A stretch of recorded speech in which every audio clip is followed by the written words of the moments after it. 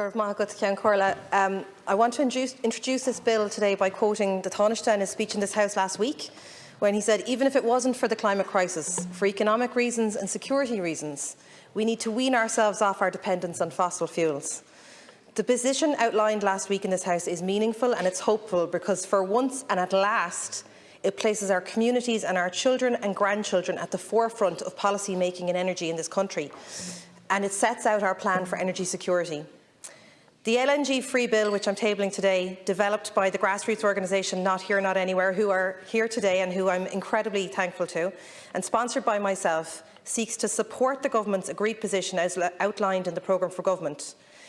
This bill is also supported by 30 national and international organisations. It's to keep Ireland free of liquefied natural gas and to strike out towards a future based on energy sustainability and security.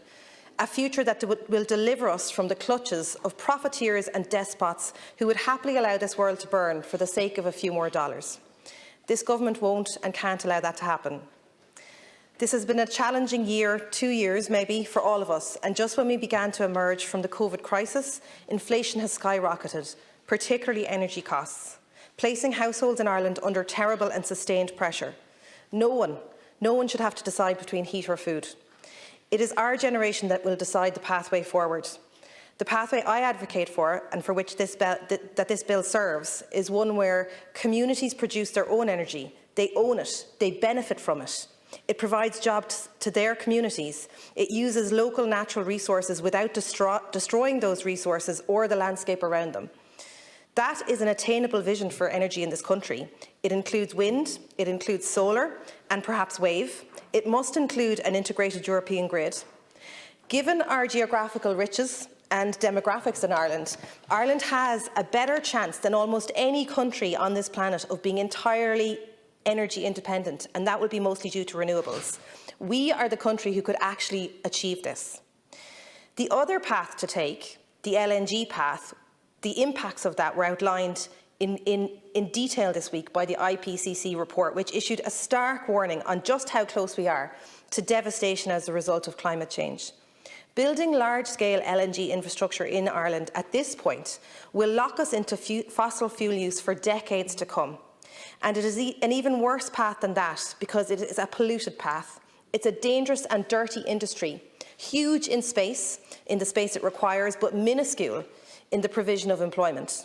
The oppressive threat of environmental degradation and safety issues looming not just for those who suffer as their communities are ravaged by fracking and shale gas extraction in places like the US and Qatar, but for communities here in Ireland where LNG terminals are to be built as huge polluting tankers hover on the horizon and a meagre cohort of workers tend to often empty storage facilities. LNG didn't protect France or Germany from price surges this year. It didn't protect their communities from inflation. It didn't protect communities in other countries from fuel poverty, even when it polluted them. LNG is a plaything of private investors. And for this, we will turn away from a truly fossil-free future. We'll give up our opportunity over the next few decades for an energy security that is genuinely ours. The last 2 weeks have showed us how truly powerful the reliance on gas can be and how it can shape geopolitics. If we are committed to peace, if we're committed to standing with democracy, then we can no longer blindly bind ourselves through energy dependence on other nations, particularly when we have options now. We can no longer place the future of our communities, their employment, their prosperity, their very environment, their water quality, their air quality. We cannot place that in the hands of other nations, and particularly in the hands of private investors and private interests. The future should belong to us. It should belong to Irish communities, and it's for us to safeguard it from those who come after us. There's no place for LNG in Ireland. We don't need it. I commend this bill to the House.